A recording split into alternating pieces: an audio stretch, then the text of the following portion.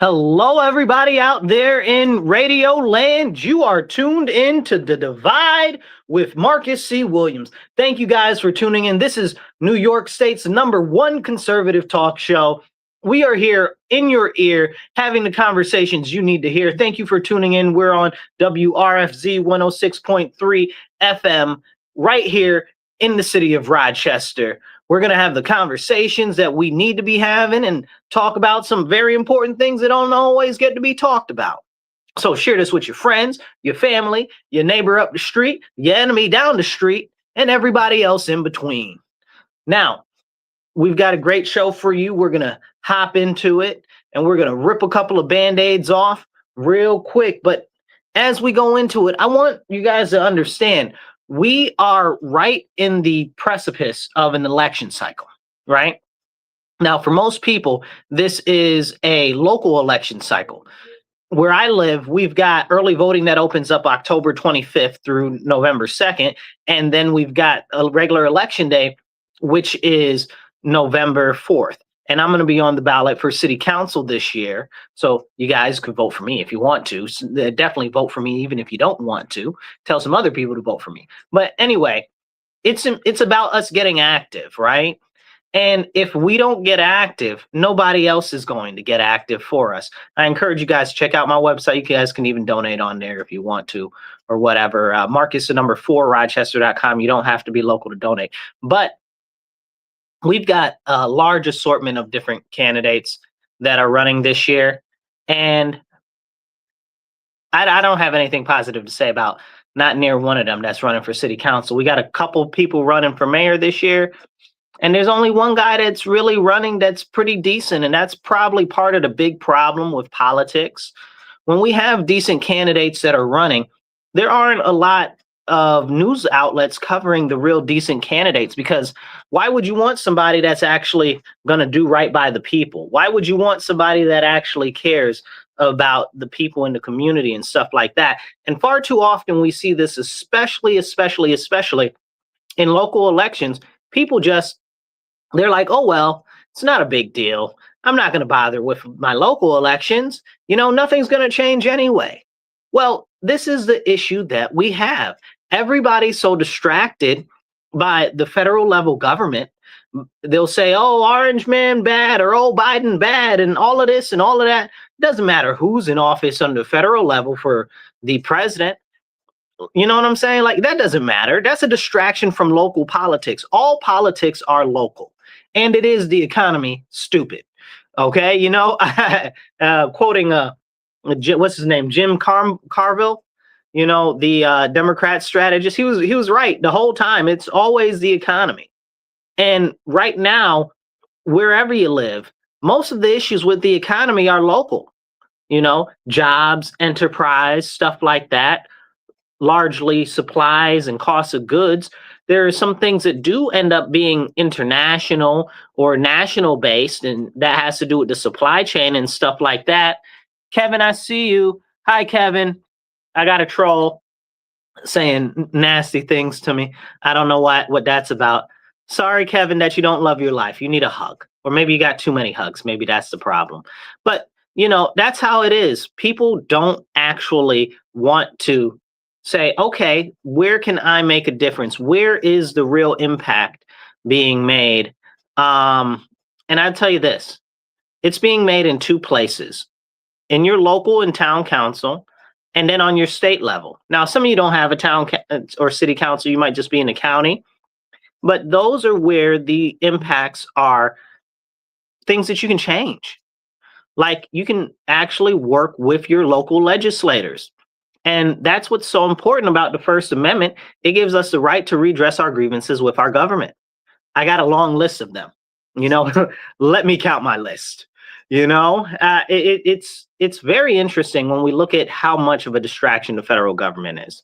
You know, everybody distracts you with the president, but they don't talk about Congress. And I tell you, like I always tell you, I'm not a big fan of Congress. There's probably only 3 out of the couple hundred people in there that I even really pump with at all. You know, and there are a couple of other ones that I think are okay, but that I really pump with, it's only like 3 of them. But this is what the whole issue is. If we don't know what levels of government do what and impact our lives daily, then what are we doing? We can't make the change that needs to be made. And I know people are like, well, Marcus, voting doesn't change anything. Voting doesn't. That's not true, you guys. You got to get out. You got to vote. I see you guys there. Oh, thank you for reposting. Search Warrant says they're reposting the show. Thank you guys for reposting. Hit the share button, hit the like button, repost this, get this out of there, get this out there, share it with everybody. So when we see what's going on and we see where can we make a change, it's always on the local level. Everything else is a distraction. Okay. The question is, how are your local schools working?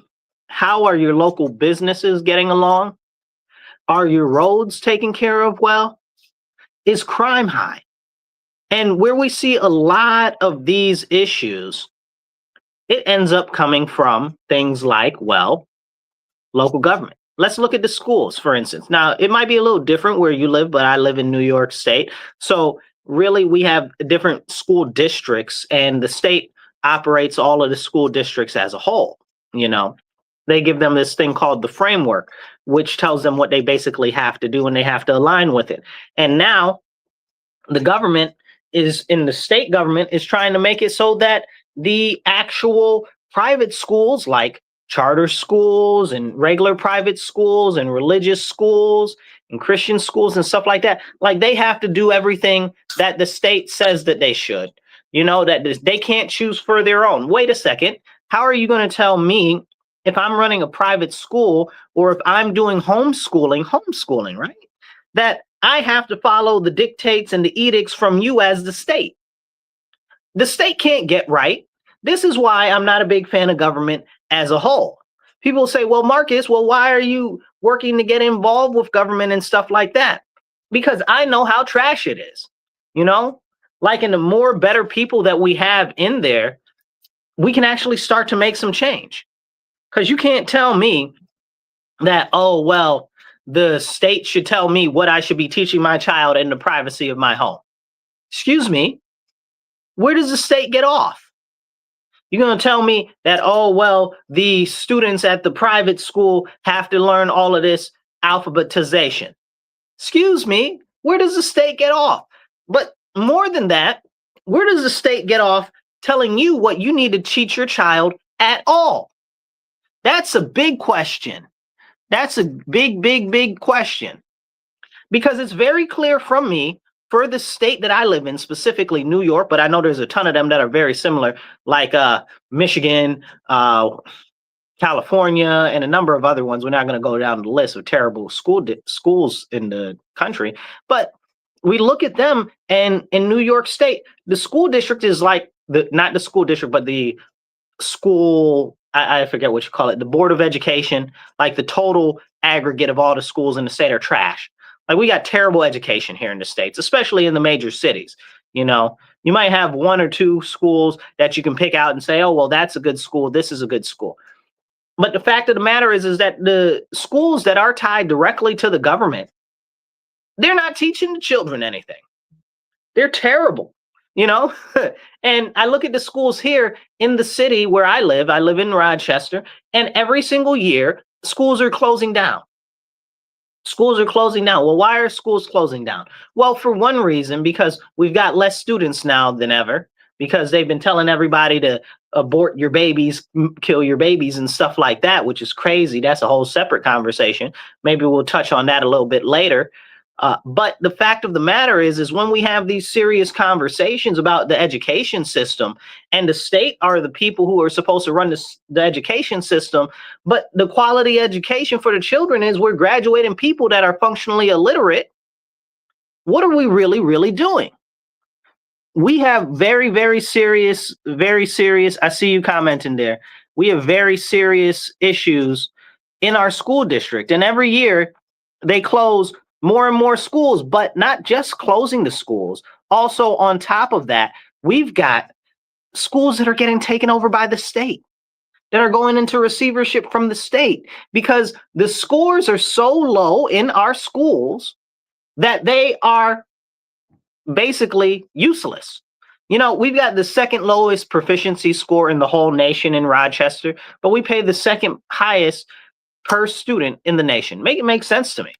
We got $1.4 billion. We spend like $45,000 per child. Make it make sense. We can send all the kids to Harvard. All of the kids can go to Montessori schools. All of them can be put in Kumon. You know what I'm saying? What are we really doing? Because the results for the money that's being paid, it's just not there. And we have to understand that the educational quality impacts everything. It impacts our economy. It impacts the cost of housing. It impacts public services. It impacts crime and all of that and more. But the state is the one that are putting these things out there right now. Very concerning thing that they're doing is they're getting rid of Regents exams. Where we live in New York State, Regents exams is like the lowest base level of proficiency to graduate. And the issue with that is, as they're getting rid of those, they have nothing to replace it. They also want to get rid of the AP tests, which are the advanced placement. They want to get rid of the IB test, which is the International Baccalaureate. That's like the level above AP. And they're getting rid of all type of other special education for high performers. They just don't want the children to be able to perform and be challenged. And they're like, oh, it's discriminatory. Discriminatory for who? Like if children aren't challenged, like you're shrinking the children, right? Like that's what they're doing. Like the horrible expense that is paid by society, that when it goes into the crime and the economy and stuff like that, is because of the issues with low expectations of our students.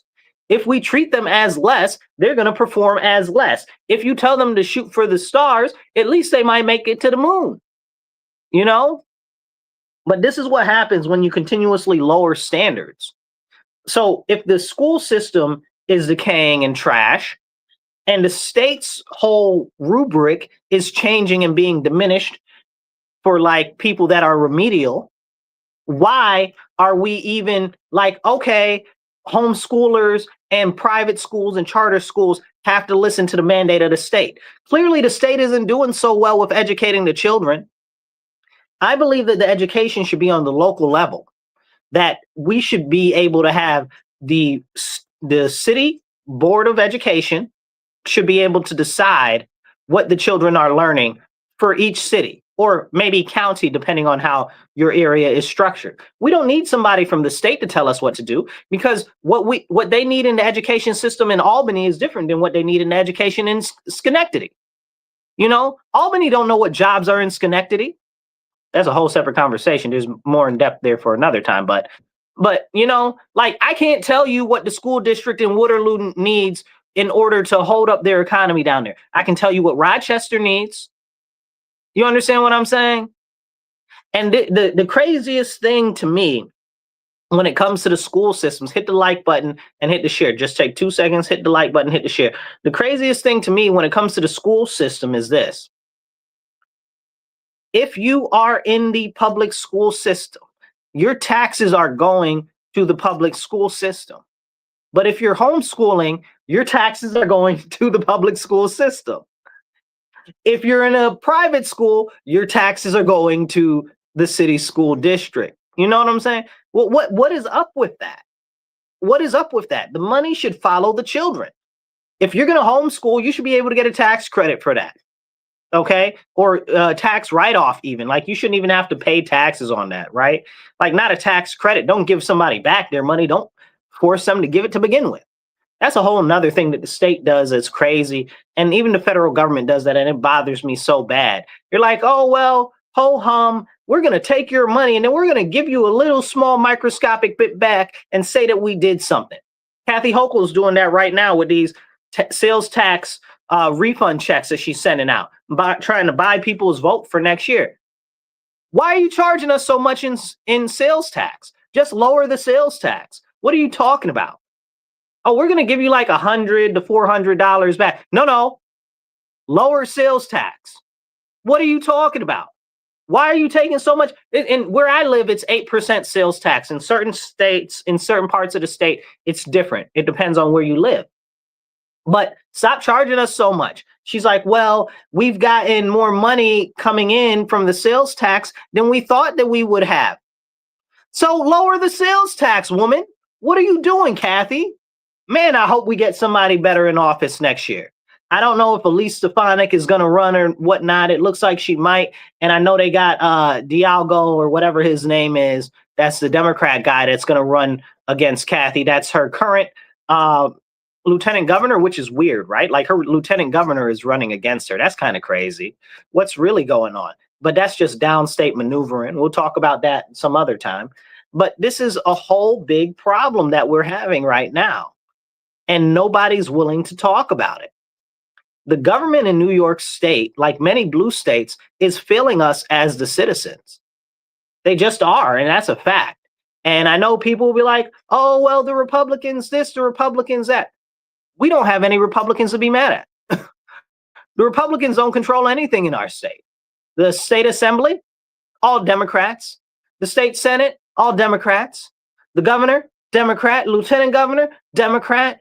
The, what do you call them? Comptroller, Democrat. Attorney general, Democrat. Show me the Republican that I can be mad at that's in charge of these policies. None of them.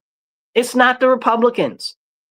And this is why I encourage people to think past these parties and this teamification that we have in our nation right now, because what it becomes is you're like, oh, well, that person is part of my team. I'm using air quotes if you can't see me on the radio, y'all.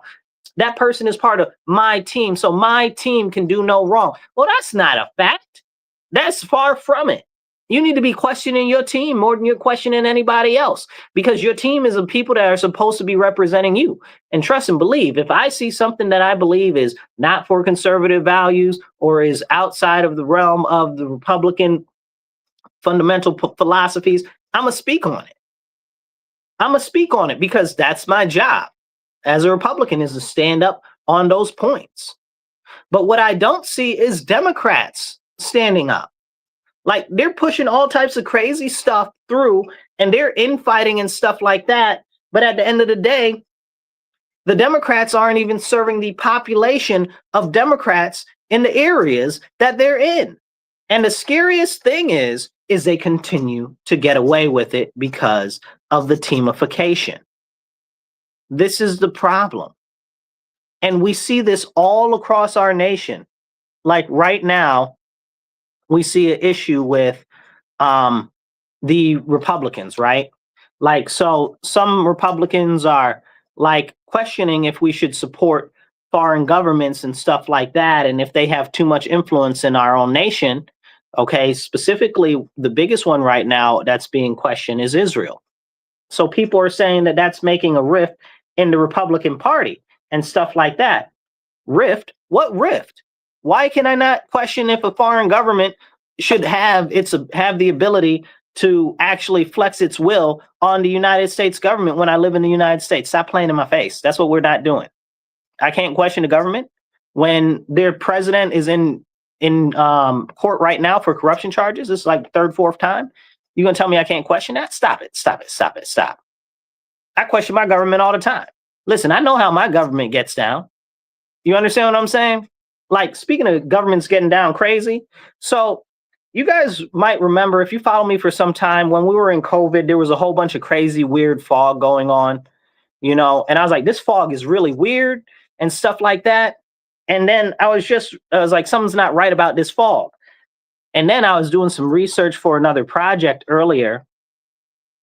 And it was crazy to me that I found out that the CIA was working on these chemical compounds, and they sprayed all these chemical germs into San Francisco and made a whole bunch of people really sick because they sprayed it in under the fog because they knew that the fog would weigh down the germs.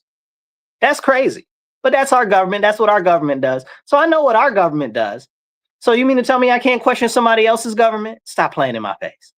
You understand? But they'll say, oh, well, there's a lot of infighting in the Republicans over that and this, that, and the third, da, da, da, da, da, da. Well, I'm glad somebody's standing up. I'm glad somebody's standing up. But where are the Democrats that are standing up against the communists and socialists in their party? They won't even speak ill of them, and they know that it's tearing their party apart and their policies are bad. not just for their party, but for our nation. And they're destructive. But nobody's standing against that. And this is part of the big issue. We have to have these conversations. I see quite a few comments coming in here. IDK, I see you here. I see you got a couple of different things here. Let's see what you got. They got rid of the IEPs because they don't have enough room for them. That's for the people with like special needs that are like, you don't say retarded anymore, but disabled or whatever. I don't know what they're calling them. I don't know. Honestly, I don't care.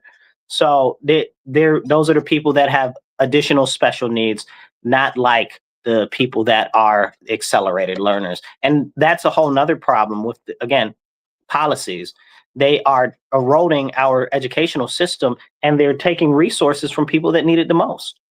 And IEPs also are behavioral issues, so it's not all mental stuff too. We got, yeah, IDK says we can't even get a real job. That's true. With the quality of education, most of the people are graduating, they can't read, they can't write. IDK says and RG&E is going up, and that goes into the energy policies. And we can talk about the Democrats in the state on that. Again, I wish there was a Republican to be mad at, but it's no Republicans to be mad at. It's only Democrats in power. So how am I gonna be mad at somebody else? The Democrats are making it right now so that starting next year, you can't have gas in your house if you need to replace stuff. You understand? If you need to do a new build, you can't have gas. Now, in New York State, it gets dreadfully cold. Dreadfully cold. Okay, so cold that people have a history of freezing to death in New York State. They're also trying to make it so you can't even have propane or kerosene. I don't know who's using kerosene for house heating, but they're trying to make that go away too. Okay? So these are serious conversations we need to have. And again, it goes back to policy. Who's in charge of the policy? And that's why we need to get active locally and on the state level. It's not the federal government. It's not the president that's doing that. That's here local. And we have to ask ourselves, what is being done to us? You know, prioritization is very, very important. And IDK says it's because they never fixed it in the 50s. I'd say really more that was in the 60s and 70s, Lyndon B. Johnson time. Okay, talking about RG&E going up like 30%. That's our energy provider here. That also is a problem, is energy keeps going up here. Energy keeps going up in New York State, but they're getting rid of gas. Natural gas in New York State makes up for at least about 51% of our energy right now. So you're saying you want to get rid of that? What are you really doing? You know, you want to get rid of all of the energy production that we have? Stop it. Stop playing with me. But they've ended a number of pipeline projects for natural gas. They've completely stopped new drill leases for natural gas in New York State. And they've shut down a whole bunch of natural gas refineries with no way to make up for the offset, you know, because they'll say, oh, well, we can do solar panels and this and that. That's not practical in New York State, and they know it, you know, but they're getting their kickbacks and their money in their pockets and stuff like that. So they do what they feel like. Let's see what else we got here. Yeah, you can't even get anybody to say the truth. You're right. This is a serious problem. And then when people do try to cover the truth and stuff like that, they try to shut them down and they try to make it like, oh, things aren't important or this, that, and the third, and they'll try to minimize it. So this is why I always try to have these conversations with you guys. Like, let's go back to the communists and the socialists inside the Democrat Party. Let's talk about that and how those policies are bad. You know, right now, there's this resurgence of people feeling like the economy isn't working for them. So they're like, oh, communism sounds good because it's promising me free stuff and everything's going to be better under communism, you know? And people will say, well, it's not communism, it's socialism, whatever. It's communism. You're pushing for further government control of all of the industries in the nation. And that's not what I'm about. I want less government control. The government control that they do have, like we discussed earlier, the government can't even control themselves. The government can't govern themselves. Why do I want them to have more power over private industry? Why do I want them to have more power over our children or the education system? Why do I want that? Why would I want that? That's stupid. I'm not stupid. Are you stupid? I don't think you're stupid. If you're watching my show, you're probably not stupid. Okay? Hit the like button, hit the share button, get this out there. It don't cost you nothing. Hit the retweet, and let's have real conversations. Drop a comment, we'll make you part of the conversation.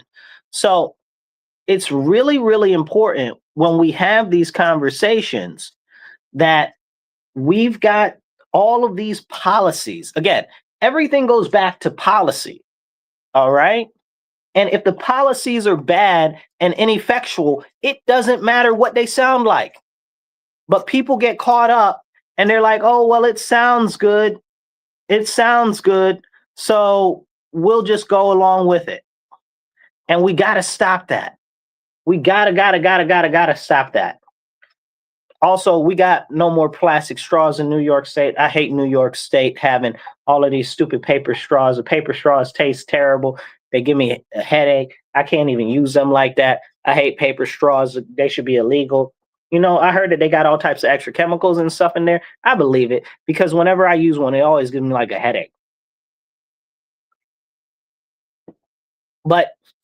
And it makes your drinks taste weird. So you know it's all getting you all types of chemicals. But this is what's going on. Poor policy. No plastic bags, right? But everybody's out there wearing a diaper on their face with these face masks. That's even worse. That's like wearing, what do you call it? Fiberglass on your face and then talking about, oh, we're going to get rid of plastic bags. You're going to get rid of plastic bags, but you got all of these ridiculous things that have more plastic. On average, one plastic bag has how can I say it? One mask that you use for a face mask, like those regular stupid ones, one of those masks has enough plastic in it for 5 to 10 plastic bags. That's crazy to me. That's just a crazy fact. But they'll try those out and they'll get rid of the plastic bags. Make it make sense to me. Bring back plastic straws. If I was governor, that'd be the first thing that I'd do. I'd get rid of that nonsense. And yeah, the government literally is corrupt. Most of these poor policies come from the government getting kickbacks or money going into their cousin's account, or they're invested in some business or whatever. Like, go look up the Buffalo Billions scandal with Kathy Hochul, our governor, her husband, and we never found out where that money went to. What happened with that money? You know what I'm saying? But we're supposed to think, oh, well, she should be great for re-election. Who's voting for her? She can't never have my vote. First of all, she's anti-Christian. She played in our face during COVID, went into a church and said, oh, the Lord spoke to me and he said that everybody should get those shots.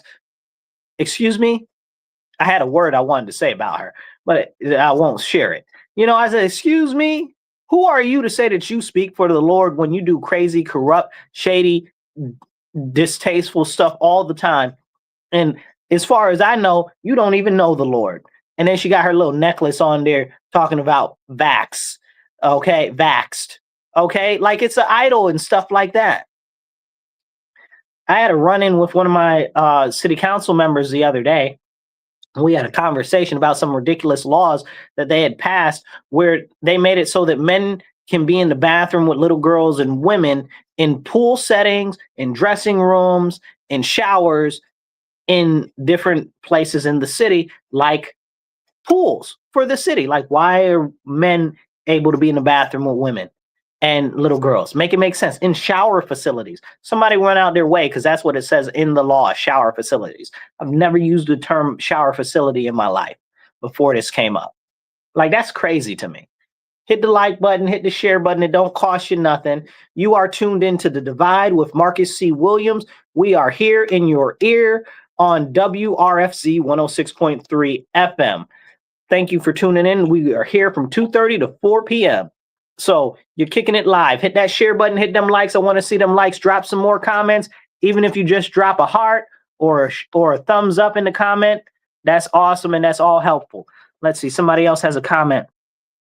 I'm sorry, I'm not at Sharon K. Sharon K says, Washington State makes us pay 8 cents for each bag we use. It's about money, not about our planet. You are 100% right. They don't care about the planet, because if they did care about the planet, they wouldn't be pushing all of these solar panels and wind turbines and nonsense on us. Okay. You guys, look into how they manufacture the solar panels and look into how they manufacture the freaking I don't even know what you want to call them. I guess they call them windmills, but they're trash. You know what I'm saying? Like they're barely able to be considered windmills even. That's a whole separate conversation. But yeah, the windmills and the solar panels, go look into that. Go look into the supply chain in for both of those items and look at how much concrete it requires for that, just for a windmill. Look at how much it costs diesel to create them and bring them over here and transport them and stuff like that. Those things are huge.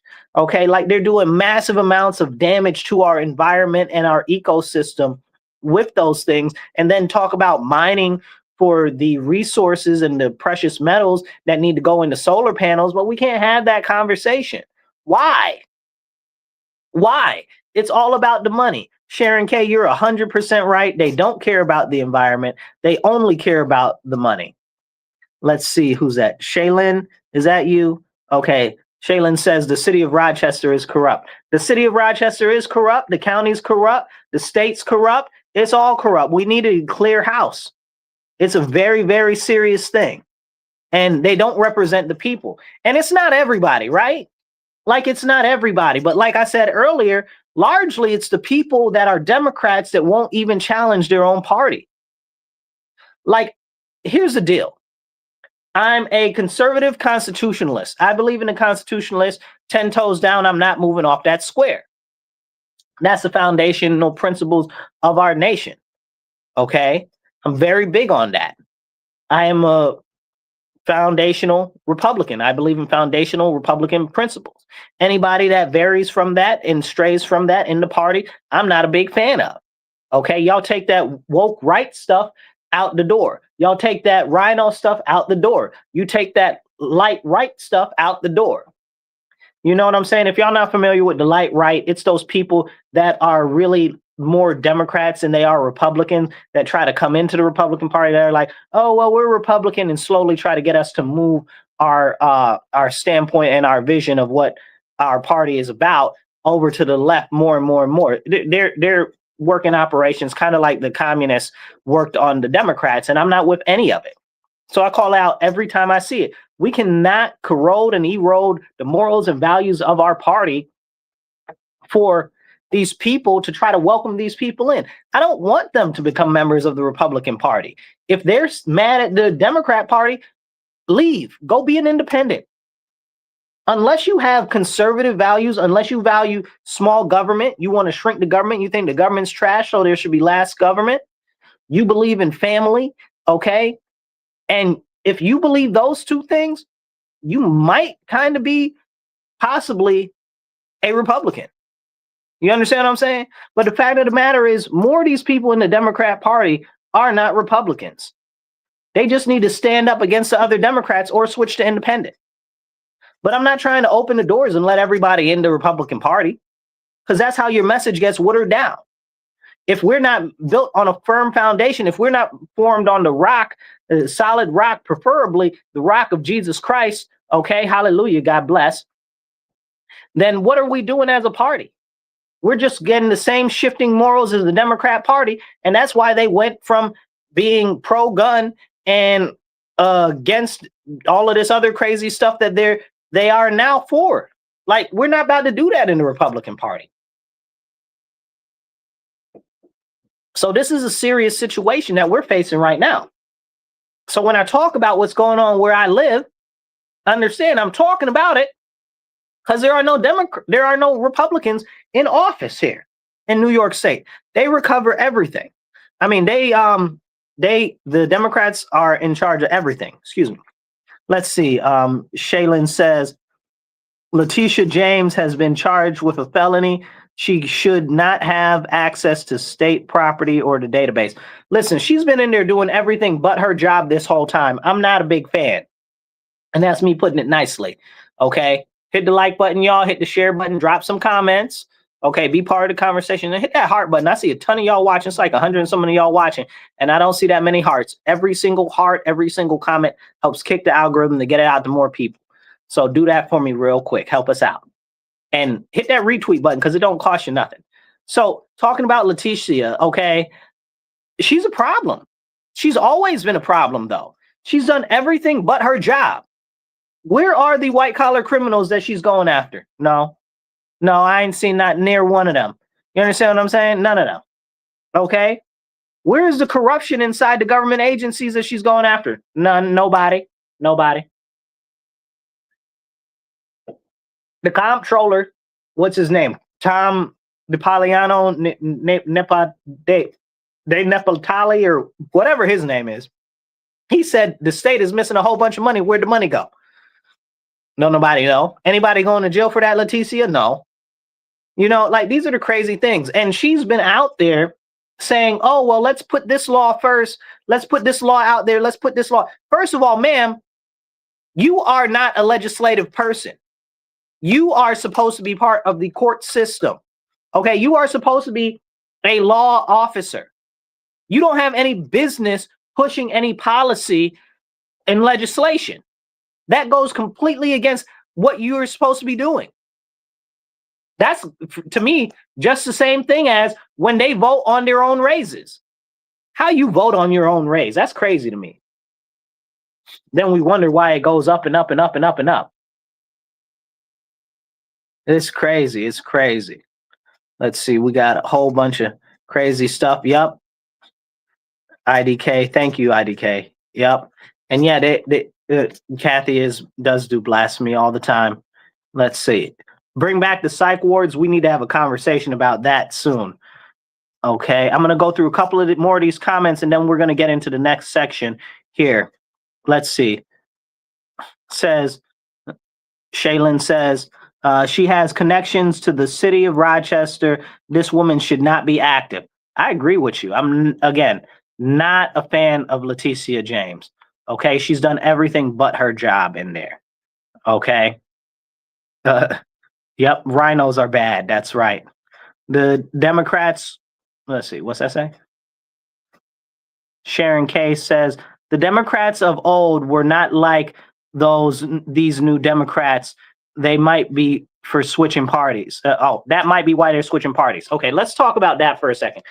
That is why a lot of Democrats are switching parties, because they're not like these new Democrats, which are far left. A lot of this stuff shouldn't fly, and it's just going unabated. Like, people aren't even talking about the craziness that's going on right now, you know, and it's all back to policy. If we're not holding, I know you guys, I know nobody wants to hold elected officials accountable. Excuse me. I know nobody wants to hold elected officials accountable. I know nobody wants to tack on them for the policies, but man, these people come out here every year that they run, they promise us a whole bunch of stuff. Half of the time, it's not even able for them to do because it's outside of their office. You understand what I'm saying? Like, their office doesn't have anything to do with it. We had some people run for city council a couple years ago, and they were out there promising free healthcare for everyone. You can't even do that from your station in that office. Like, what are you even talking about? You have no control over that. So policies matter, and we need to be holding these people accountable. I know nobody wants to do that, but that's why I'm fighting so darn hard, because somebody has to, because for real. But like Sharon K says, a lot of people are switching parties because of that. I want them all to go independent. Like, unless you are really conservative, you believe in the Bible, you believe in scripture, you are for shrinking the government, you know, you should not be a Republican. And that's a full stop. Okay? Because that's not anything to do with Republicans. That's, you want to be an independent, or you want to go form another party, or whatever you want to do, go do that. But don't come over here with your nonsense. Keep your nonsense over there. If you want to change the Democrat Party, change the Democrat Party. They're super trash right now. And nobody pushes back inside their own party. Like, I know somebody who, I can't remember who it was that said it earlier. Maybe it was Shaylin. But she's like, oh, they're all corrupt here. They're not pushing back. Like, I know people in the Democrat Party that are deep in there, and they won't speak up because they're scared of what Albany or downstate in New York City, what they're going to say, because those are the people who actually control everything. They're the ones that are manipulating everything. And that's why I want to shrink the government, because the government be doing too much. Places that are nowhere near us have far too much control over us. Make it make sense. Make it make sense. Let's see. IDK says it's not even safe to have a family in Rochester. First of all, I'm not happy with your laughing faces, but honestly, you're not wrong because of the poor policies that we have in the city of Rochester. First off, we're a sanctuary city. They've made it so that all the illegal aliens can do whatever they want. They've put into the sanctuary city laws for people that are cross dressers or are mentally ill and believe that they're the opposite gender, talking about, oh, they can just do whatever they want and be in the bathrooms with small children, which is weird.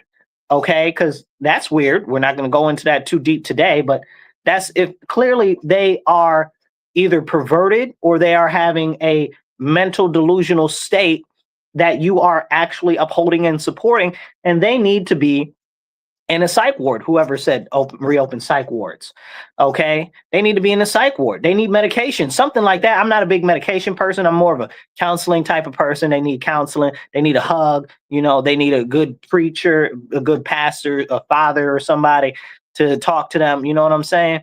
But clearly they're mentally disturbed and they're out of touch with reality. That's why I tell people all the time, I'm not going to participate in your psychosis. Why would I participate in that delusion? But they shove that in sanctuary city laws. So it's good for the delusional people. It's good for the illegal aliens. But in the meantime, our city is not a sanctuary for our actual law-abiding citizens and our families. Make it make sense. And again, it goes back to policy. This is these Democrat policies that are running amok here. They're destroying our economy. They're trying to push everything to draw people in from other wealthier states like California and stuff. The people that are coming out of there, they're trying to pull them over here. We don't need those people here. No offense. We don't need any more transplants. The transplants that we have here have caused enough trouble with our housing market. So why would you try to bring more of them here? And people are struggling. Again, this is Democrat policy, destroying us here locally. Why are they pushing to bring transplants into our city to destabilize our housing market? And they advertise to these people. They put these fake little articles in these newspapers that don't even exist for anything but propaganda, talking about Rochester's the best city in the universe. Okay? Everything's great in Rochester. These are the news articles that they put out there. You might have seen them. Okay? The best housing market in the universe. Why are you destroying our housing market? Like, people are out here struggling every single day, and y'all trying to change up and make the housing prices more and more and more. Who's really pushing that? And our elected officials here are just going along with it because they're getting kickbacks from it. They know what time it is, and none of them will speak up against it. Make it make sense. And again, it's a shame that I got to keep saying this, but this is all the Democrats doing. So I encourage you, if you're a Democrat, start holding your Democrats accountable in your party. These are the people that are hurting you. I hear Democrats tell me all the time, well, I wouldn't vote conservative or I wouldn't vote Republican. Are you serious? Because the Democrats is bending you over with a rusty pole with spikes in it and they shoving it in and they ain't even offer you no lube or reach around. Make it make sense to me. Make it make sense to me. They doing you real raw and dirty right now. And you're not even getting anything out of it in a positive way. So when you say, oh, well, I wouldn't vote Republican or I wouldn't vote conservative, why? Why? Give it a chance. Because clearly these people aren't servicing you. And that's the end of the day. This is why I'm very serious about local elections and why I'm very serious about the state level. Because that's where you can really effectuate change. All of this federal level and stuff like that, that's its own whole other problem. But here locally, city council, you can go out to a city council meeting, school board, you can go out to a school board meeting, county legislature, you can go out to a county leg meeting.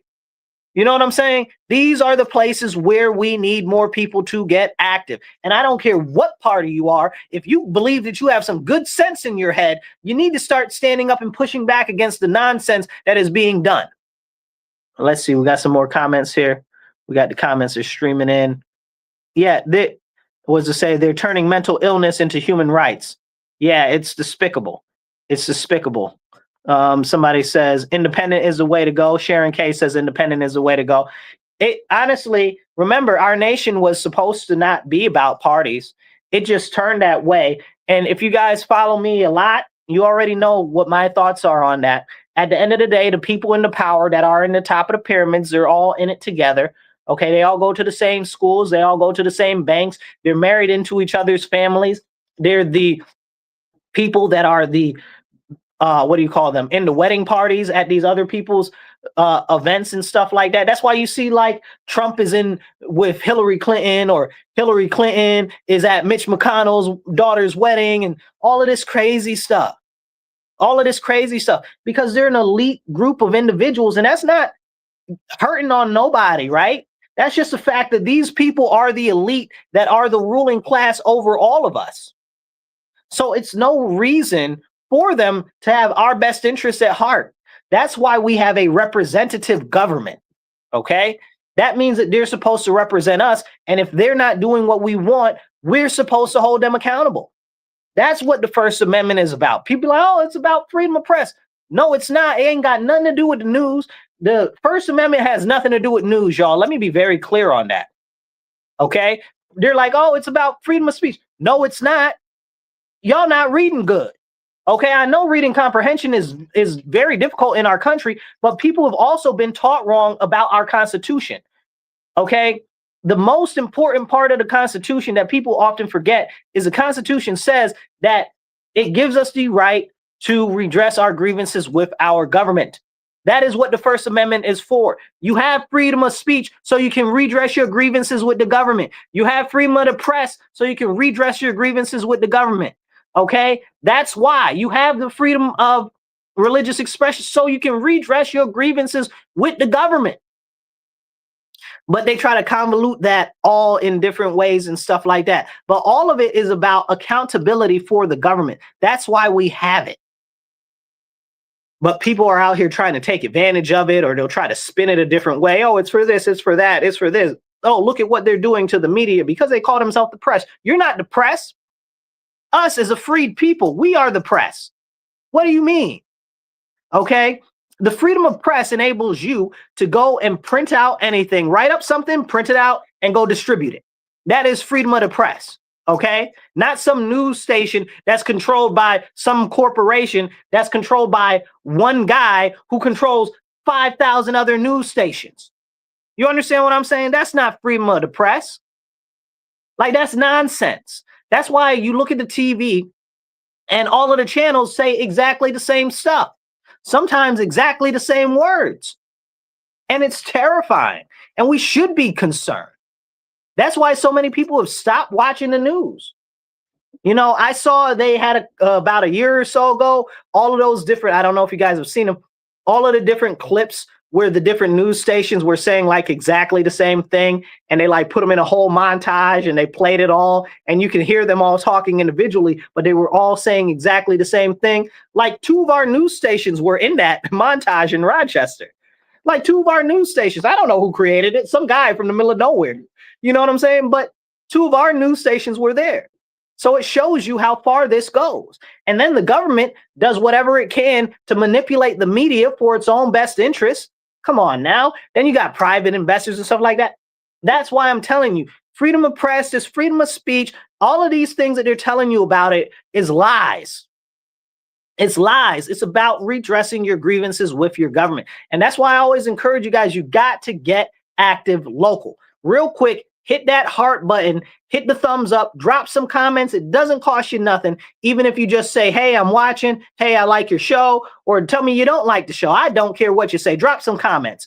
Okay. And share it on your page, your friend's page, your enemy's page. Share it everywhere in some groups and all that. Let's hit a couple of these other questions because I want to talk about the economy in a second here. Let's see. IDK says, like people can identify as dogs now. Don't even get me started on that nonsense.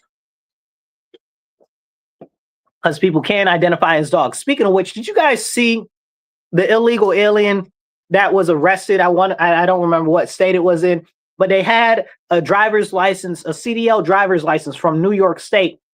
And the CDL driver's license said no name given.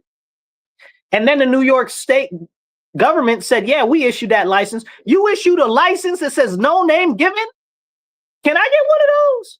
Y'all got one of those? Y'all got one of them licenses that says no name given on it? I want one of those because I would prefer to have my anonymity. You know what I'm saying? Which is another thing that the government is stealing away from us right now as they continue to creep more and more and more towards the surveillance state. Again, it's not about who's in office at the top of the pyramid or the president or whatever. This is just the government governmenting. That's what they do, consolidation of power. That's why we need to shrink the government. Let's go on the next one. What we got here? Because I do want to get into a couple of other things. Sharon K says, I vote Republican because they hold more of my values. If the Democrats would come back to the party of common sense, I might vote for them. And that's good. That's good, Sharon. But this is the problem, right? Like, they're not. And none of them are standing up against the crazies in their party. And that's very, very concerning. Let's see. IDK says, I really hate how easy it is to access drugs too, because then you have families that get lost into it. That's 100% true. We do have a very serious issue, especially on the local level here with drugs in Rochester. And I know in many of you guys that are in other cities, you guys see it too. What happens is we have such lackluster laws that people can deal these drugs, people can traffic these drugs. There are no task forces that are going after these drug traffickers or these drug dealers. We're lucky if after 2-3 years they lock up one drug dealer, you know, and I'm being a little bit hyperbolic, but the fact of the matter is the level of drugs that are pervading our streets right now is insane, especially in Rochester. Now, I did read a report the other day that overdoses have gone down 41%. You know who's to thank for that? Donald Trump. And I know a lot of you guys are going to be like, he said Donald Trump, Orange Man, no. But the fact of the matter is he's really done a lot of work to secure the border. And we've had a lot of horrible chemicals, specifically fentanyl, coming through the border. And now that's stopped so much that up here where I live in New York State, our rates of overdose have dropped drastically. That's a beautiful thing. That's a beautiful thing. But, you know, people talk bad about everything and can't give credit to nobody. It's so disgusting, makes me want to spit.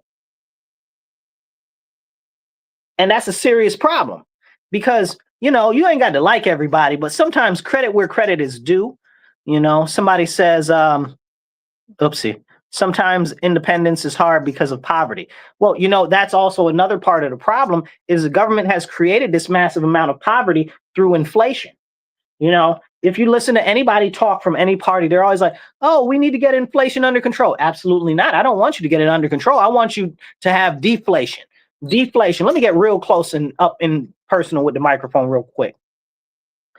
You guys, what we really need is deflation in our nation. What happens is when the dollar has inflation, that is stealing away your wealth, even if you do not know it. That's why they say, oh, well, we should raise minimum wage because the dollar isn't paying enough for what we need to buy anymore. Well, that's because of inflation. Even a little bit of inflation causes the value of your dollar to lessen. So if that's the case, we need deflation. I want my dollar to be more powerful than any other currency in the world. I want to be able to work at whatever the minimum wage is now. What's the minimum wage in New York State? $17 an hour or something like that. I want to be able to work at whatever the minimum wage is, and I want to be able to raise 2 kids. You know what I'm saying? Without any assistance from the government. That's what I want. And that's what everybody deserves. It's not about a living wage. It's about the value of the dollar. If we actually look and assess the value of the dollar over just, let's say, since 2000, we are up like 200% worth of inflation, you know, depending on how you use it. But if you use like what, let's say the Big Mac index, right? Like we're up almost 2 times the amount of the cost of a Big Mac. You know, like, I mean, these are the cheeseburger index, you know, they've got these different little funny little indexes that they use to measure real inflation based off of common everyday products, you know, but we really need to have a conversation about that. So when they're like, oh, well, it's only 2% inflation. Well, 2% inflation for 4 quarters. OK, that's compound interest, too, you guys. That's not like just 2% plus 2% plus 2% plus 2%. It's not 8%. It's 2% to the, I guess you'd say, the fourth power, essentially. Okay, and that math doesn't quite math out, but that's essentially what it is. Compound interest is a little bit different, but to get you thinking in your head, that's the best way I could describe it simply. And that's why we have so many issues in our economy right now, you know? So I'm going to get into this. I'm really about to dig into this deep real quick, but I want to hit the rest of these conversations real quick. Let's see what we got. They don't teach the Constitution in RCSD like that. You're 100% right. That's why I actually do civics classes and stuff like that at the libraries and stuff. I teach those. So coming up soon, I'm going to be doing a fundraiser for my nonprofit. It's called the REMA Institute. We teach civics education, basic financial literacy, and do small group empowerment. We want to expand into a couple of other things, but that's what our main focus is right now. So we'll be doing a fundraiser soon. I'll keep y'all posted. Make sure you're following my page or subscribe to my page. Let's see. For real, trying to create chips when kids are born. Oh yeah. That the surveillance state is coming. The digital ID, it's coming. We'll talk about that a little later. What do we got here? To have everything in their ID and payment systems. Yup, you're right. Let's see. Sharon K says we also need more mental facilities and drug facilities for these people that need it. You know, one of the big issues with the drug facilities, and that's one of Kathy Hochul's big pushes for New York State, because all of the jobs are going away. So one of hers is drug rehabilitation counseling that she wants to dig into. It's like 15, 20 different types of jobs, industries that she wants to dig into because all the jobs are going away. She promised everybody free college, but now it's only for like those 15 different things. Or if you're an illegal alien, then you can get free college. Don't get me started. But when it comes to drug and alcohol rehabilitation, we need to make sure that it's Christ-centered. I know some people are, oh, Jesus. Yeah, why are you hating on Jesus? You know, Jesus loves you. Jesus wants a personal relationship with you so that he can lead you to the Lord our Father. Like, what's wrong with you? Why are you so mad at Jesus? Go read the Bible. Jeez. Like, even if you don't like or don't believe and aren't a faithful follower, like, you just mad? Like, how are you mad at Jesus? You know? But anyway, it's been shown statistically that when people are most successful in drug rehabilitation or alcohol rehabilitation, it's always the ones that are religious focused. If there's no religion in it, which gives you the thought of a power that's greater than your own, then people fall off and it's not practical. Hit that like button, hit the share button. It's not going to cost you nothing. And help me get this message out there. Somebody said, have you heard about many of the drug overdoses and help someone with their drug addiction to get them off drugs? Yeah, I do that sometimes. I do have if you guys aren't familiar, I don't like toot my own horn or anything like that very often. But yeah, I do help with drug and alcohol addiction sometimes. I grew up in a family where I had a lot of family members that were in relation to drug and alcohol therapy. They were either people who had succumbed to it or people that were actually those individuals that counsel people through that type of situation. So, and I still do that stuff from time to time. I like to try to not do it as much as I used to because it's very, very, very stressful, you know, and I appreciate everybody that's willing to do that work. Let's see. Yeah, somebody said an hour of work just to get like 2 dozen eggs, bread, and milk. Yep, you're right. So now let's jump into this economy thing because this is the important part. Hit that like button, hit the share button. Let's get it out there. Now, with the economy, you guys, please listen to this. I'm not able to tell you more than what this is. This is so very important. So please share this right now. In the economy right now, we have a lot of big bankers, right? A lot of big bankers. I'm not here with you to argue over who owns the banks or what the banks are up to. The banks are always up to no good and against the best interests of the people because they charge too much interest. And interest is illegal. It's called usury. And we used to have laws in the United States against usury because it strips away the wealth of the people. And that's a very serious problem. But, you know, since we've become more secularized as a nation, interest rates are ridiculous. And people say, oh, well, it's not as high interest as it used to be. Yeah, but the value of the dollar is less. So technically, it's actually considerably more. So let's be real. But talking about the economy currently, we have all of these big bankers that are starting to sound the alarm, saying that something serious is coming. A couple months ago, what's his name? Jamie Dimon, the CEO of Chase, JP Morgan Chase. Okay, I like Jamie Dimon a little bit. You know what I'm saying? For who he is, for where he is, he tells a lot of truth and gives out a lot of good information. So I respect him a lot.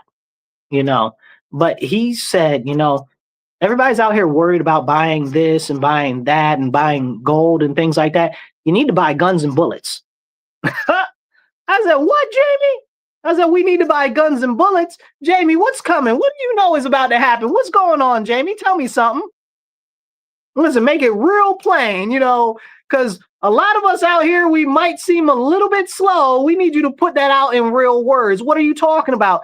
We shouldn't be worried about buying gold and stuff like that. We need to worry about buying guns and ammo. Now, this is the man who's in charge of one of the most powerful banks in the world. And that's what he's telling. That's his advice to the people. What is really going on, y'all? And we don't have these conversations, but we really need to. He just came out the other day and he said something else very scary. And this was just like 2 days ago. Might have been Thursday or Friday. Today's Monday. And he said, you guys, we're coming on a collapse where there's going to be a big redistribution of wealth and the economy is going to crash. I said, what? I said, Jamie. And he said, well, I don't mean the economy. I mean the stock market. And I'm like, Jamie, what are you talking about? Like, don't make jokes like that. He wasn't joking. Homeboy was dead serious.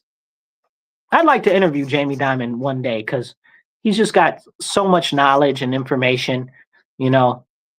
Dimon, if you're listening to this, please reach out. Let's connect. I'd love to interview you for my other show sometime. Let's make that happen. But anyway, so he said that there's an impending stock market collapse, and then I wake up today and I'm looking at the 60 Minutes stream in my phone. 60 Minutes is like, there was a dark day and the stock market crashed in 1929. What? Where is this coming from? Hello? Look, where are my binoculars? Where is this coming from all of the sudden? So it's in there. I think I saw something in the New Yorker last week where they're trying to prime us and let us know that something really crazy is about to happen to the stock market. And I really wonder what the trigger is going to be. Now, we talked about a week or so ago about the possibility of the revaluation of the dollar and the purposeful collapse of the American dollar and the reattachment to the valuation of gold. So I'm not going to really harp on that and dig too deep in that, but I will cover it in a couple seconds for those who weren't here last week when we talked about it.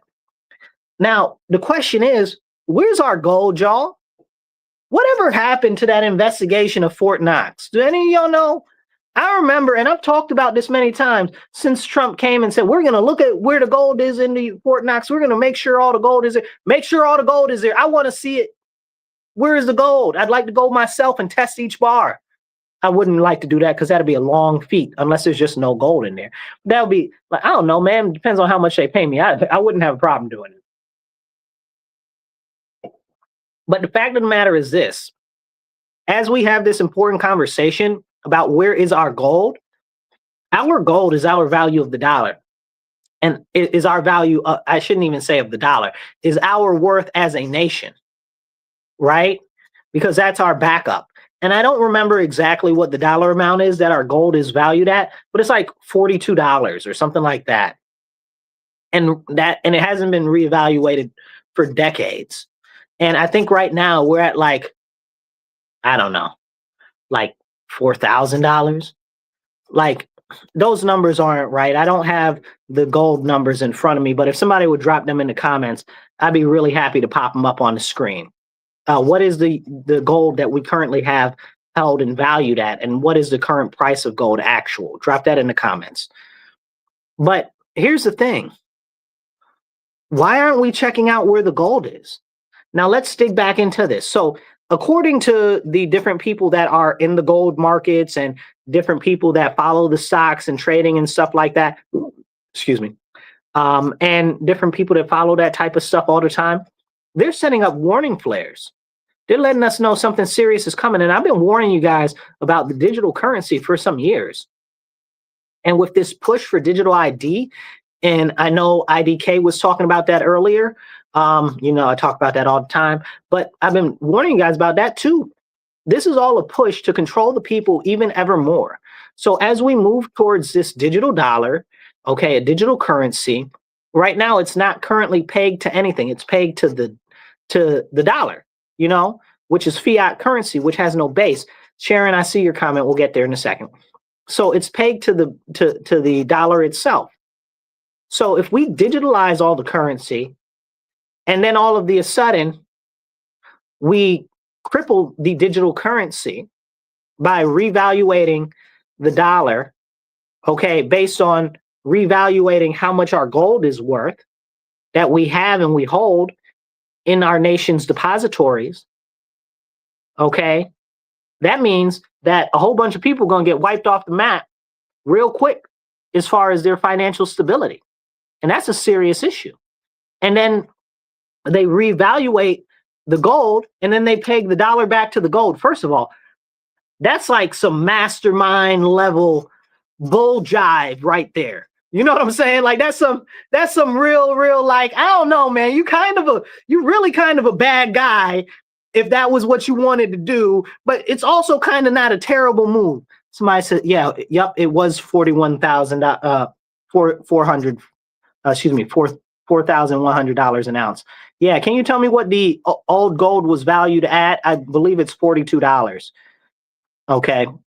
But yeah, so it's important that we actually look at what's happening with the digitalization of the dollar. And I encourage you guys, please go look up the FedNow app. It allows any digital transaction that you do. That means when you go tap and pay, when you go swipe your card, it allows the government to immediately be the intermediary between your money and whoever you paying. So that means if they don't want you to go shop at Bob's Auto Mart today, that means if you try to swipe your card at Bob's Auto Mart, it will say you can't spend your money there.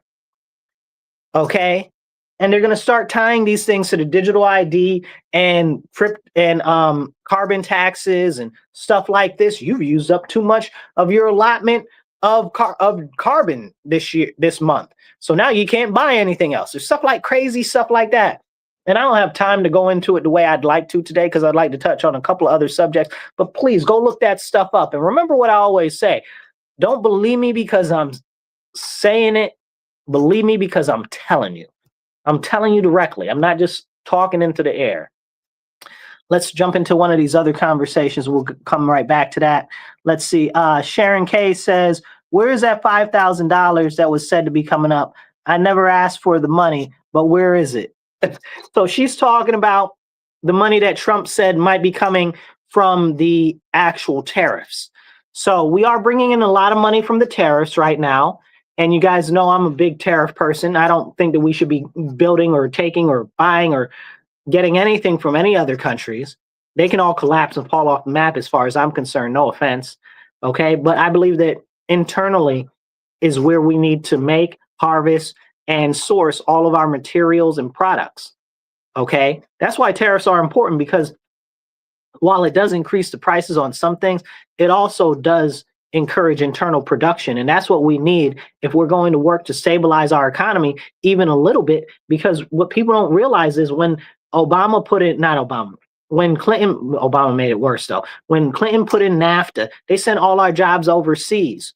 Okay. And when they sent all the jobs overseas, the wealth of our nation started to go overseas also, because now we don't have that production. And if we were a worker nation that was a consumerist nation, and if the consumers don't have no money to buy nothing, how can we consume?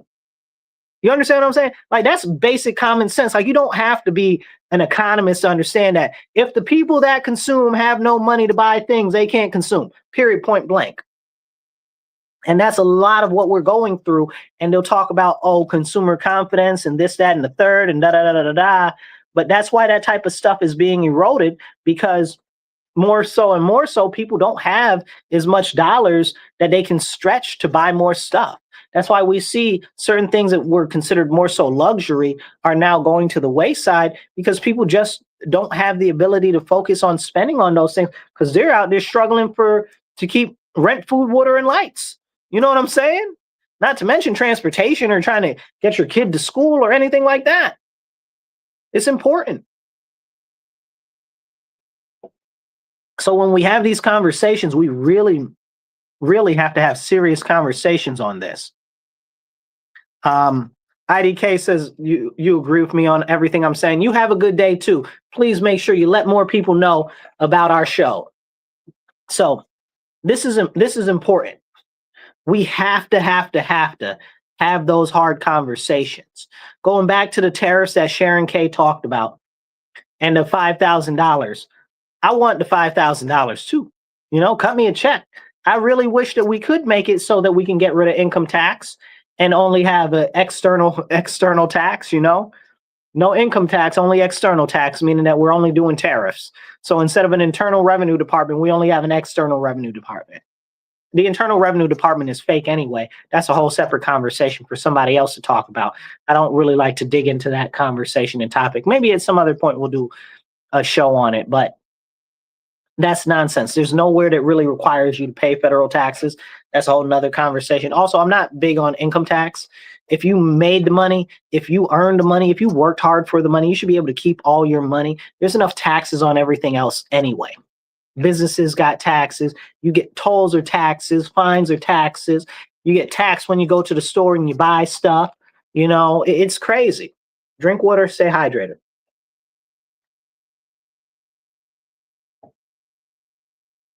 But it's crazy, and we need to have these types of important conversations. But nobody's having that. Something dreadful is coming for our economy really soon. And I hope it's not. I hope it's not. Hands up, hands of God. I hope it's not. I pray that it doesn't. And if it does, I pray that myself and all of you are insulated from it. Because whatever happens, it's going to be real and it's going to be serious. And I hope we can avoid the worst of it. But it's very clear that our elected officials don't care. And we're also in the, I guess you should say, that we're in the situation of where AI is coming very quickly. And the people that are in Washington that do those numbers, like the Office of Budget and Management and was it the Central Budget Office? Congressional Budget Office, that they're like, yeah, man, AI is going to take like 60% of the jobs. Everybody's going to be out of a job. How are we going to absorb that much? We don't have the social services and the social safety net to support that. If that many people, if 15% of the people in America lost their job in the next 15 months, okay, we don't have the social safety nets to do anything about that. And they're talking about AI's coming for 60% of the jobs in the country in the next 4 years. What are we doing? What are we doing? And everybody's going on like everything is normal, everything is the same, until it's going to come up and bite us in the behind. Everything is not normal. Everything is not the same. We need to be preparing for the future that we have now. That's why I encourage you guys to get active locally, because locally is where you can start working on insulating yourself from what's coming. Like I talk about the surveillance and stuff that's going on. I'm pushing in my local area, my city, that they stop using biometric scanning and stuff in our city. Okay, so that means gate detection, no gate detection, that's how you walk. That means no facial recognition, no what do you call it? No retina scanning, anything like that, no blood vessel scanning, none of that. They even have this new thing where the Wi-Fi can figure out that it's you based on the way that you walk. Like you don't have to be attached or connected to anything. They just use Wi-Fi signals, similar to like, think of like sonar, how it bounces out, or echolocation, like with a bat. And it's down to 90, was it 92, 95? It's between 92 and 95% accuracy that it can tell that you are you. That's terrifying. And we should all be very concerned about what's going on. And I know people are like, oh, well, they're always spying on us all the time. Anyways, that don't mean that they should do it more. It doesn't mean that we should just go along and let them do it. We should be fighting them in what is it? Fighting them in the plains, fighting them in the hills, fighting them in the halls. You know what I'm saying? Like we should not be allowing this to go on. And it starts locally. So I'd encourage you to try to push for some legislation to prevent that where you are. I just saw, I'm not sure where it was. It was Florida somewhere. One of the Floridian, one of the Floridian counties, and they got some automated police vehicle that has drones. Like the police vehicle, the police car don't even need a police officer in it, and it's got drones that it just launches the drones. Absolutely not. And I'm a big supporter of the police. Absolutely not. I don't want no autonomous police cars with no autonomous drones. Okay. Are you serious? You know how dangerous that is for us as humans? Like, I don't think that you guys, a lot of people are thinking through how dangerous that is and the push towards totalitarian authoritarianism.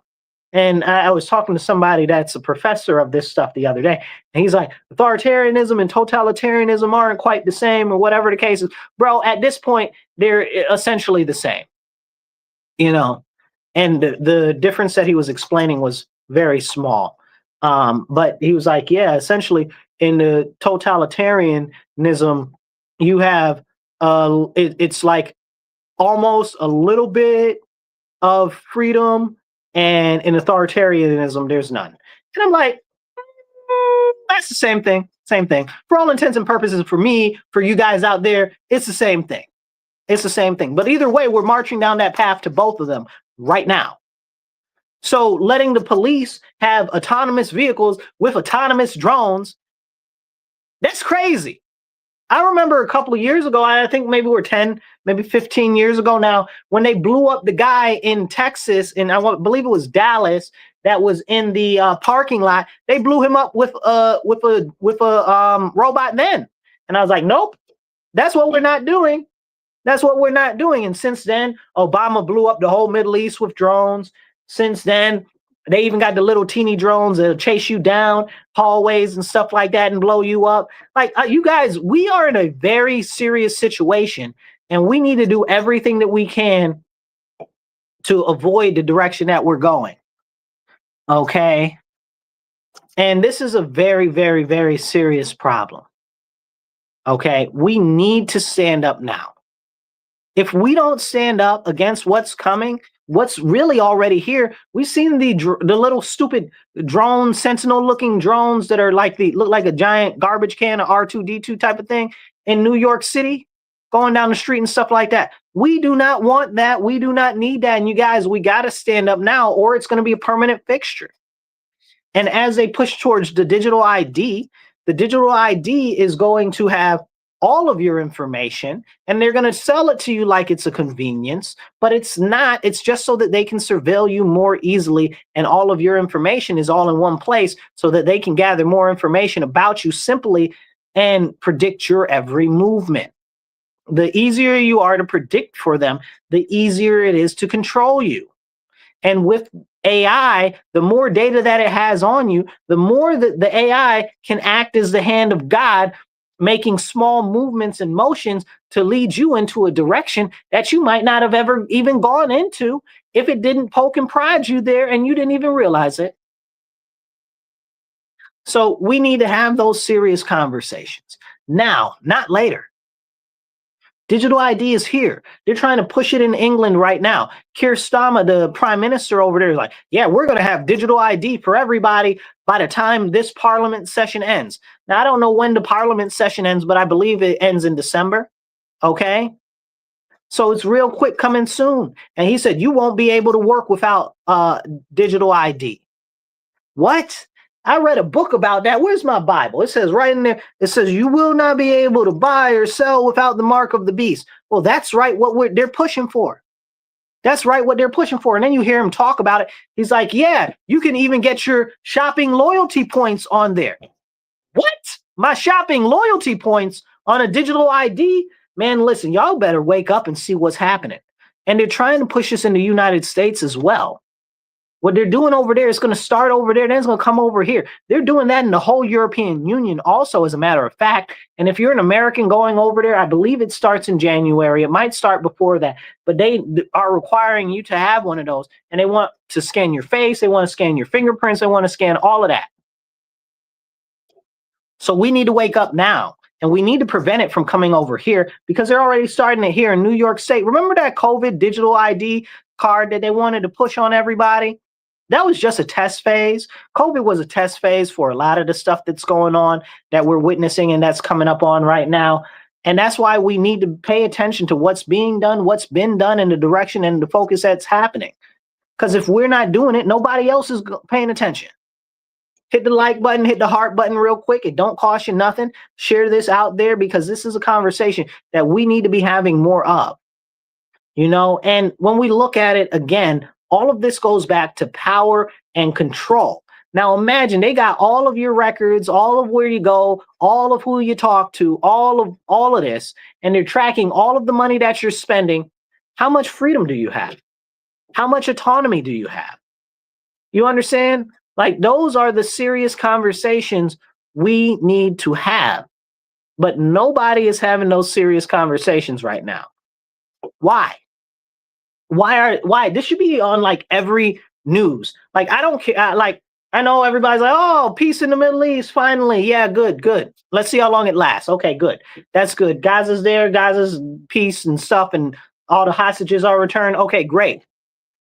But that is secondary to me when you're talking about digital ID. Okay?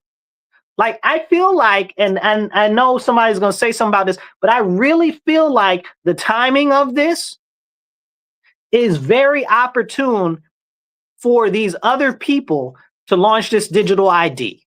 Because right now, because this is happening and it's a really big deal and it's a really positive thing, they can just sneak all of that other stuff in there without it even really being covered by the news.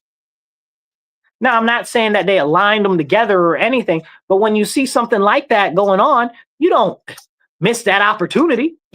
You know, that's crazy. And then especially that's how world governments and elites work.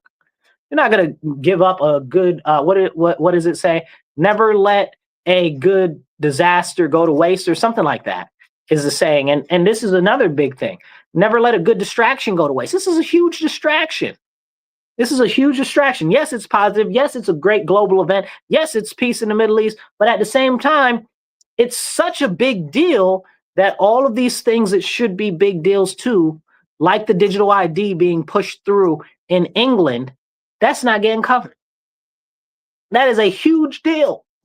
That is a huge deal, but it's being overshadowed right now. And I can't even, I don't even know, because it's overshadowing everything right now. I don't even know half of what else is going on in the world right now. I'm very concerned. I'm very concerned, because whenever we have these big issues, they take up all of the news cycles, they take up everything else, and you can't even see or hear or have any type of thought on anything else.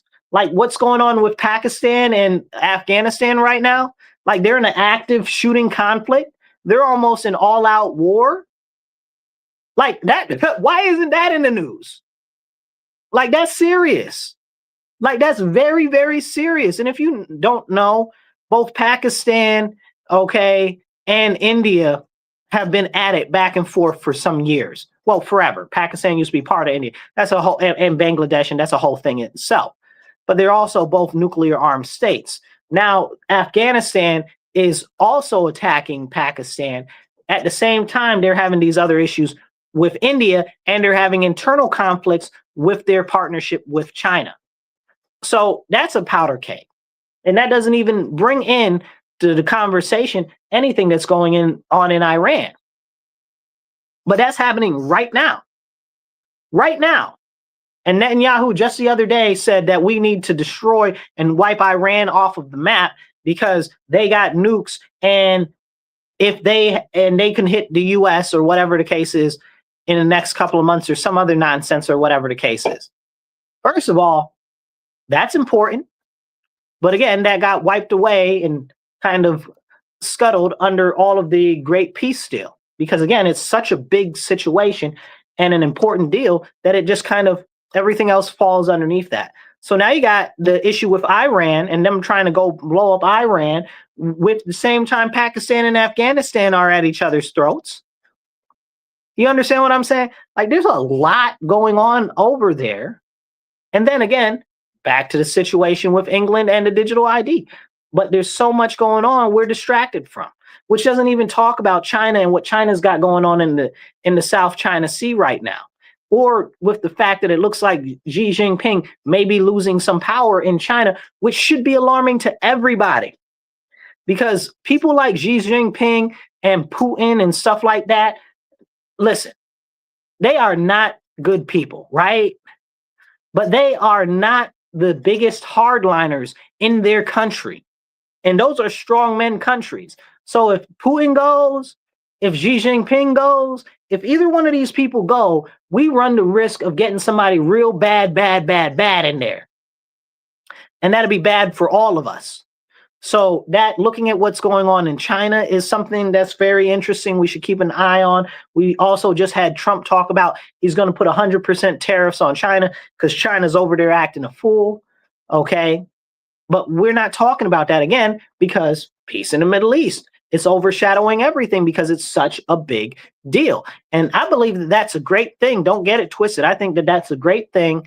We're not going to talk about the details, but the concept in general is a great thing. But again, it's overshadowing everything else. Going back to what we talked about in the country right now, we got this government shutdown. What's up with this government shutdown?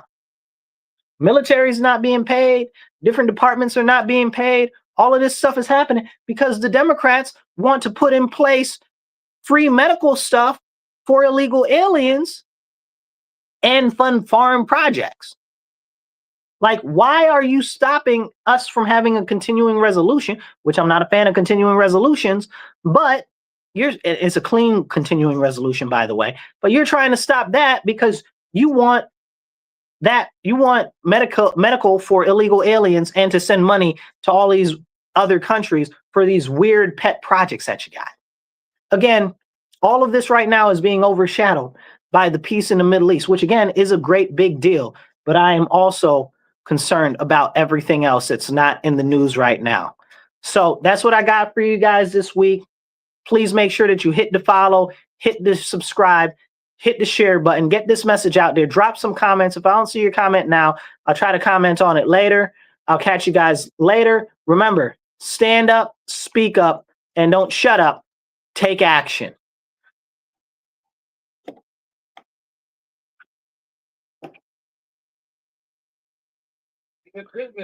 All right, you guys.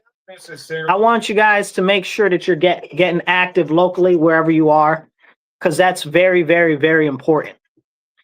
We might not be able to change the whole world at one time, but we can start to change things locally. So wherever you live, in your township, in your holler, in your city, wherever it is, get active locally. Okay? Whether that means going to some city council meetings, town council, wherever you are, get active, go out, go see what's going on, fire district, school board, whatever, because nobody's going to tell you what's going on in these things. I go to city council all the time. I go to county ledge all the time. You'd be amazed at the crazy stuff that these people pass and the things that they do right under our nose. I can't even keep up with half of the stuff that the state does because the state does so much chicanery nonsense. Okay? We have to get active on the local level. The federal government is trying to put a boot down our throat, but more is the state level. Okay, the state level keeps kicking us in the neck, okay, and nothing is being done. We must stand up and get active, and you can make a real difference and real change. But you got to be the change. You got to get out. You got to get active. You got to get involved, even if it's just a little bit. Sometimes it's just as simple as going to a meeting or helping a good candidate that's running where you are locally. Okay? All of these things are very, very important because we are the people that our country is supposed to represent, but the government only represents itself. So that's why we have to hold the government accountable. That's why we have a representative republic. because it's up to us to make sure that they're representing our needs, our wants, our values. And when we don't do that, they do whatever they want. That's what I got for you guys. Make sure you're following and share this out everywhere. I'll catch you guys later. Remember, stand up, speak up, and don't shut up. Take action. Be blessed and be well.